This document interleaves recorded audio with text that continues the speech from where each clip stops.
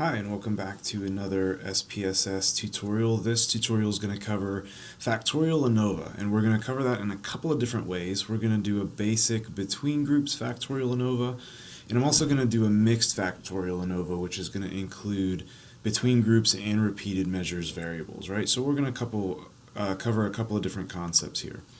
So just to orient you to the data set that we're going to be using this sleep study data set. The first three variables in the data set are supposed to represent the number of hours of sleep that different participants in a sleep study, a study examining the effects of a new experimental medication, received during the first 3 days of the study. So if we look at the data, these are all continuous variables, and they report the amount of sleep that each participant got in the number of hours the night before. We've also got three categorical variables here. The drug variable represents whether the participant was in the placebo group, so they were getting a placebo instead of the experimental sleep medication. A low dose group, a low dose of the experimental medication, and the high dose group. We've also got a variable representing the patient's diagnosis, so whether they were diagnosed with sleep apnea or insomnia. And finally, there is a variable just called medication, which is a version of the drug variable, which just simply indicates whether or not the patient was taking sleep medication or not, right? So a yes/no variable. Okay, so let's start with a basic 2x2 between groups Factorial ANOVA. So this is a fictitious data set, so let's make up our own example here. Let's just say we wanted to investigate whether or not a patient's diagnosis, as well as whether or not they were taking medication, affected the amount of sleep that they reported getting on the third day of the study. Right? So after they've been in the study for 3 days, we want to know whether there are differences in the amount of sleep people got depending on whether they were diagnosed with sleep apnea or insomnia, and whether or not they were taking medication. So in order to investigate this, we want to go up to Analyze. We're going to go to General Linear Model. Remember, again, be careful not to go to Generalized Linear Models. It's a totally different section in SPSS that does something completely different than what we want. We go to General Linear Model, and because we are only using between groups variables, we're going to click on Univariate. Okay? And so in order to do this analysis, this first box needs the dependent variable, and our dependent variable is going to be this number of hours of sleep that the participants reported getting on day 3. So that goes into the dependent variables box. And then our independent variables, our between groups independent variables, need to go in the fixed factors box. So we want to look at their diagnosis and whether or not they're taking medication. And we can put as many variables as we want in this box. These are the two that we're going to be interested in right now. Okay? So let's keep this simple. The only other things that I'm going to do is, first I'm going to ask SPSS to create line plots for me of the interaction effect, so that if we do get a significant interaction between these variables, we can visually inspect the graph of that to see if we can come up with some ideas about what's going on. So when we do this, any of the variables that we've included in the fixed factors box, those are, SPS is going to give us the option to use those in our plot, and we can decide whether or not we want to include these variables as as variables on the horizontal axis, as variables that have separate lines, or if we were really complex and we had more than 2 variables, we could decide whether we wanted separate plots based on the different levels of a variable, right? But we're keeping it pretty simple right now. So we just have 2 variables. I'm going to, and we can do this in any way we want, I'm going to put the diagnosis variable, I'm going to give that separate lines for the different groups of the diagnosis variable, and I want the different groups of the medication variable to show up as different columns on the horizontal axis. All right, and then I'm going to click Add. And so this is telling me that SPSS is going to create this plot for me whenever I run my analysis. All right, the other thing that I want to do is go to the options box, and I want descriptive statistics and estimates of effect size. If I had any variables that had more than 2 levels, right? So any variables where I might need some post hoc tests to investigate the main effects of that variable. Let's say I had a main effect of a variable, and that variable had more than 2 groups or more than 2 levels. I would need some sort of post hoc test in order to determine where those differences were, which levels were significantly different from which other levels. If I was going to do that, I would move those variables into this box where it says display means for, and I would say compare main effects. Our variables both have exactly 2 levels, so we don't need to do that. If we get significant main effects, we can just look at the group means to see which mean was significantly larger than which other mean, right? But if we have any variables that have more than 2 levels, that's when we would want to use this box that says display means for and compare main effects, and that's how we would investigate post hoc effects. We would be able to tell where those differences were. Okay, but for now, go ahead and click continue, click OK, and we get our output. We get a lot of output. Some of it's going to be relevant, some of it we're not going to need right now. So first of all, the between subjects factors box just tells us what the levels in each of our variables are and what the sample sizes were for each of those levels. So for the diagnosis variable, we had 30 participants each that were diagnosed with sleep apnea and insomnia. And for the medication variable, we had 20 participants not taking medication and 40 participants who were. The descriptive statistics box will just give us group means, standard deviations, and sample sizes for all of our different conditions, so the different combinations of levels of our variables. So if we look, for instance, in this first box, we have for people who are diagnosed with sleep apnea and were not taking medication, we have a group mean and a standard deviation, and there were 15 people in that group. For people who were diagnosed with sleep apnea and were taking medication, we have a separate group mean and standard deviation and sample size. And then finally, this line that says total represents all people diagnosed with sleep apnea, their mean, their standard deviation, and the sample size, which is just a combination of these 2 groups.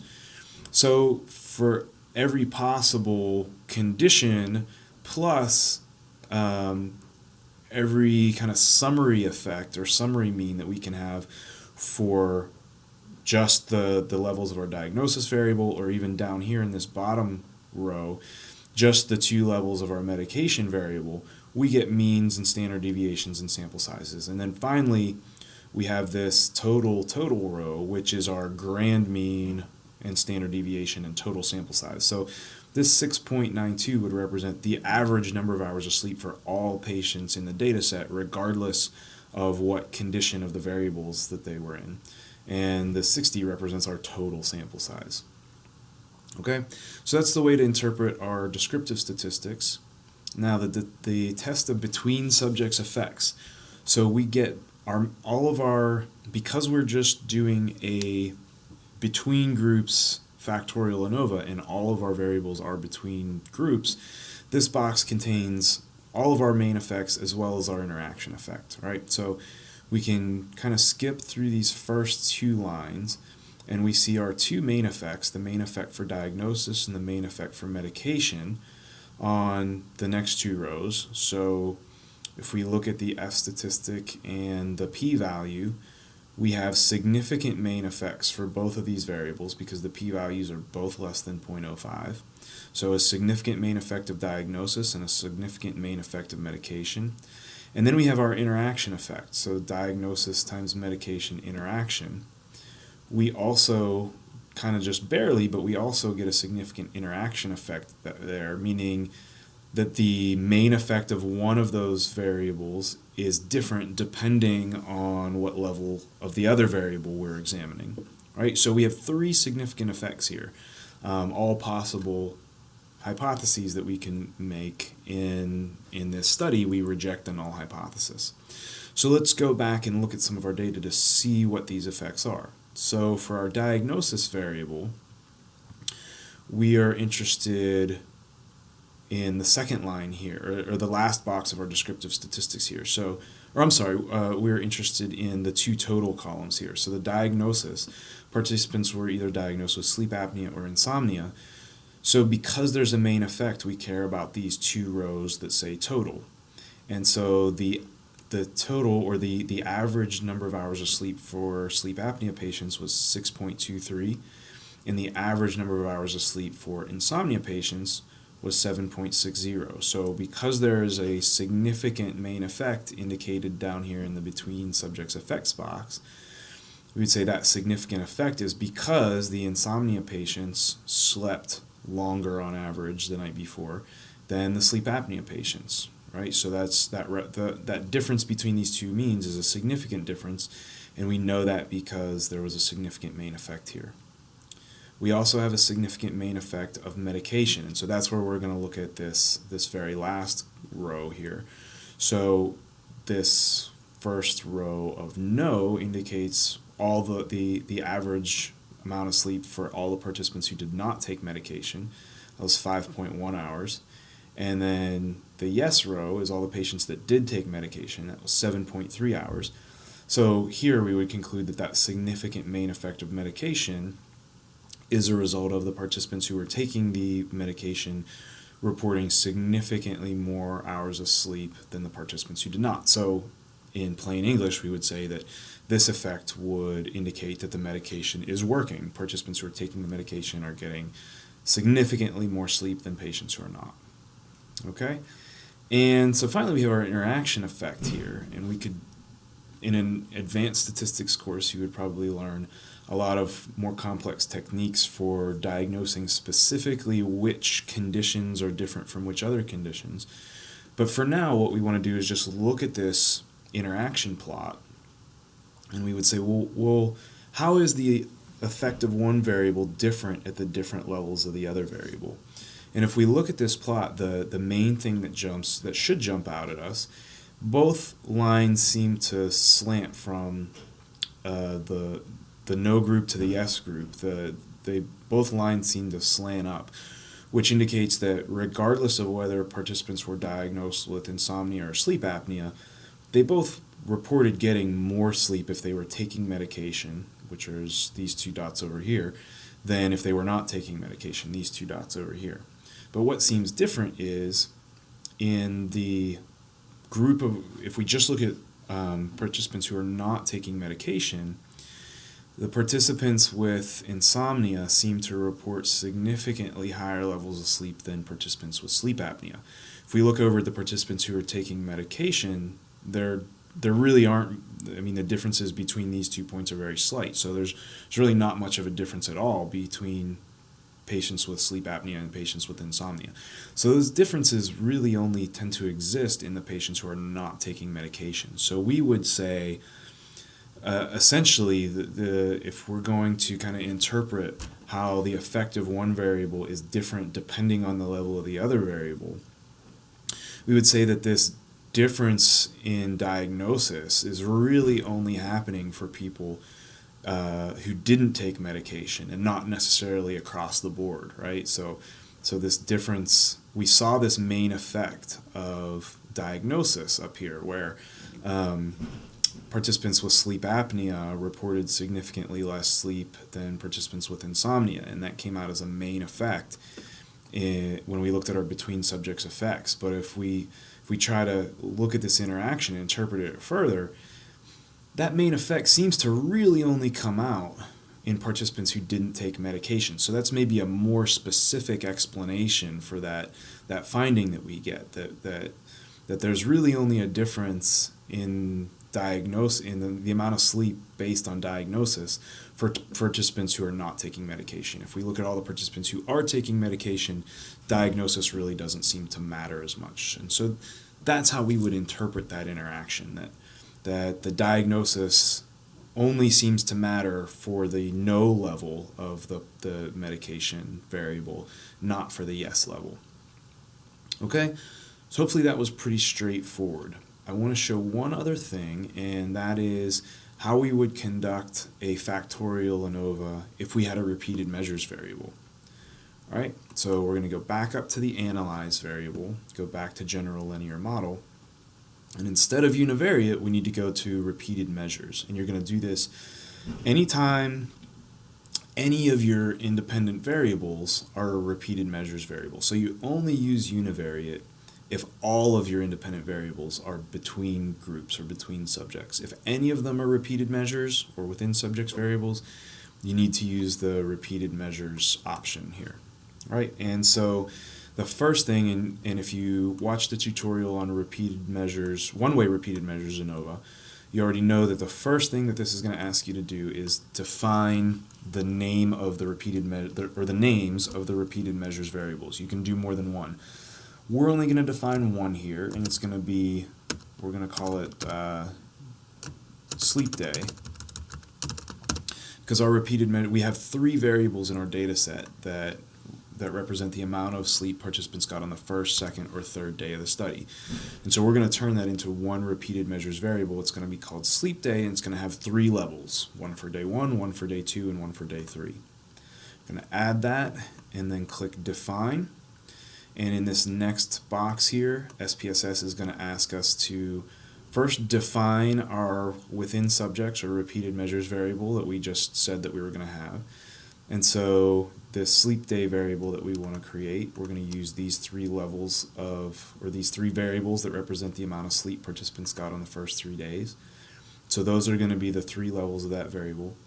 And let's say that I also wanted to look at this drug variable as a second independent variable. So we can examine the day of the day of the study as one independent variable, and we want to see if the amount of sleep differs on average just based on what day it was, as well as whether the drug variable, which has 3 levels, the placebo group, the low dose of the medication and the high dose of the medication, whether these 2 variables each matter in terms of the amount of sleep that participants got, and whether the interaction between these 2 variables matter as well. Right, so we're going to do the same, we're going to ask for the same extra information that we just did with our between groups ANOVA. First we're going to ask for plots, and so for the plots I want to put my, you can do this any way you want, but for me what makes the most sense is to use sleep day as the horizontal axis, because that kind of is going to give my first day, second day, and third day along the horizontal axis of that graph, and to me that will show change over time in the variable that I care about, in the amount of sleep people got. And then I'm going to put the drug variable on separate lines, right? So I'll have a separate line for each level of my drug variable, and those lines will cover the first day, the second day, and the third day of the study. Right? So we'll add that as a plot that we want. Click continue. And on options, again, I want descriptive statistics and estimates of effect size. And now, because both my drug and my sleep day variable have more than 2 levels, I'm also going to move these over to where it says display means for, and I'm going to click compare effect sizes, because if there are main effects of these variables and they have more than 3 levels, I need to do a post hoc test to determine which specific groups were different from which other groups. All right, and so this is going to show me that. We're going to leave it on LSD, which stands for least significant differences. That's going to be the method we use that's comparable to a Tukey test. All right, we're going to click continue and click OK. And so now we've got to kind of scroll back up here to get to the beginning of our output. We get a lot of information, right? So this first box just tells us what we defined our sleep day variable to be, what the different levels of that variable are. So we already know that. We created that variable, but it's just making sure that it confirms that. It gives us sample sizes for the 3 levels of our drug variable. We get descriptive statistics, so just like we got in the between groups Factorial ANOVA, we get every possible condition, so every possible combination of the sleep day variable and the drug variable, and we get mean, standard deviations, and sample sizes for those, as well as the the means and standard deviations for each level of our main effect variable. So this total row right here would be the mean and standard deviation for everybody on the first day of the study. This total row would be for everybody on the second day of the study. This total row would be for everybody on the third day of the study. All right. What else? So we can kind of skip over the multivariate tests and the test of sphericity. So within subjects effects is the next thing that we're interested in. And so the very first row here, sleep day, we can investigate to see, was there a main effect of sleep day? So did participants report significant differences in the amount of sleep they got from the first to the second to the third day of the study? And if we go along this row, we see the p-value of less than 0.05, which would indicate yes, there were significant differences there. And also that this gives us the sleep day times drug interaction effect, right? And we also get a significant effect there. So not only was there a main effect of sleep, but there was also an interaction effect of, not only was there a main effect of the sleep day, there was also a significant interaction effect. These other lines that say Greenhouse Geyser, Hundfeld, lower bound, we can ignore those. Those are all for more complex adjustments that we might need to make in our statistics that you would worry about when you get into it in a more advanced course. But for now, we're just going to focus on these first rows that say sphericity assumed. And both of those indicate main effects, so let's just keep that in mind for now. We've got a main effect of sleep day and an interaction effect of sleep day and drug. Don't worry about this box that says within subjects contrasts. Next thing we want to look at is the test of between subjects effects. This is where we're going to see if there was a main effect of the drug variable. And if we look across here, yes, indeed there was. The p-value is less than 0.05. So there are also significant differences between participants in the placebo group, the low-dose group, and the high-dose group. Now you notice that the one thing we don't know yet is we've got main effects of both of our variables, sleep day and drug, but we don't know specifically which groups are different from which other groups because we've got 3 groups in each of those variables. So we need to come down into this next area that starts where it says estimated marginal means, and we've got to look at our pairwise comparisons boxes for our post hoc Tukey test to see where those significant differences are, right? So the first pairwise comparisons box gives us the comparisons for our drug variable. So it compares all 3 levels of the drug variable, which were placebo, low dose, and high dose. And so if we look at the significance column, the p-values here, we see that there's definitely some p-values less than 0.05, and there's a couple that aren't. Now remember, we get redundant information here. So there's 3 levels, there's only 3 possible comparisons we can make. We get 6 different comparisons because we get each one twice. So first we get the placebo group compared to the low dose and the high dose group. Looking at the p-values, both of those comparisons were significant, so we would say that the placebo group reported significant differences in sleep compared to low dose and high dose, and because these mean difference values are negative, specifically we can say that the people in the placebo group got less sleep compared to those in the low dose and high dose group. Right? So there's only one other comparison to make, and that's the comparison between the low dose and the high dose group, and this is the one that's not significant. So what we would conclude here is that participants who got medication were significantly different from participants in the placebo group, but that there wasn't a difference between a low dose and a high dose of the medication. And maybe that would be important information to know. If there are side effects with the medication, we might want to just keep participants on a lower dose if it doesn't seem like a high dose actually results in any more sleep, a significant difference in the amount of sleep compared to low dose. Right? So don't worry about the univariate test box. We can come down here now to where it says sleep day, and we get estimates for the means and standard deviations of the amount of sleep participants got per day, but what we're really interested in is this pairwise comparisons box, All right, so again, it's really similar to what we just looked at. We've got our 3 days of sleep, 1, 2, and 3.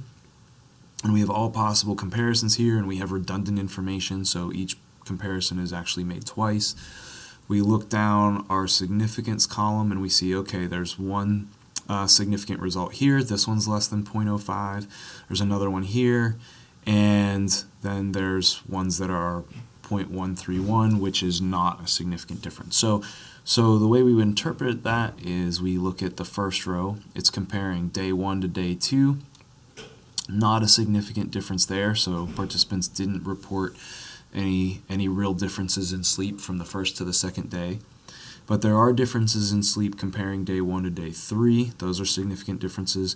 And then the last possible comparison we can make, day 2 to day 3, there are significant differences there. So the way we would think about this is, it seems like participants didn't report significantly more sleep by the second day of the study, but on the third day of the study, they got a lot more sleep, and that amount of sleep was significantly different from both the second day and the first day, which we can kind of confirm that by looking at this bottom box here, where we're comparing day 3 to both day 1 and day 2, and both of those values are significant. All right, don't worry about the multivariate tests. Last thing we care about is our interaction, which gets a little bit hard to figure out just by looking at the graph once we've got 3 groups, but we can take a shot at it.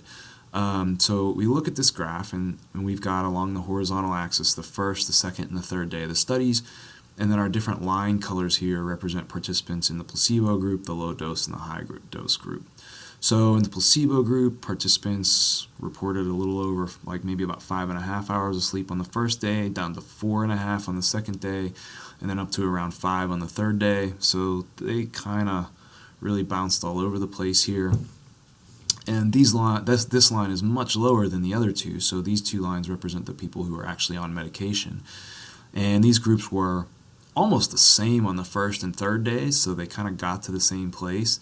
Looks like the high dose group ramped up there a little faster than the low dose group, and that might be what accounts for our interaction effect. So not only did these 2 groups report more sleep, but they kind of increased in the amount of sleep over time in general, whereas the placebo group kind of bounced around, went down, and then back up. And so the effect, the differences in sleep, there's a different pattern here for the placebo group than there was for the 2 groups that were on medication. And so that's probably why we're seeing our interaction effect there, because the pattern of change is different for these 2 medication groups compared to the placebo group. All right, a little complicated, but that's the way I would probably think about it looking at this graph. All right, that was a pretty long tutorial. I covered a lot of information there, but hopefully that's helpful. And hopefully with that, you can at least get started on doing some factorial ANOVAs with SPSS.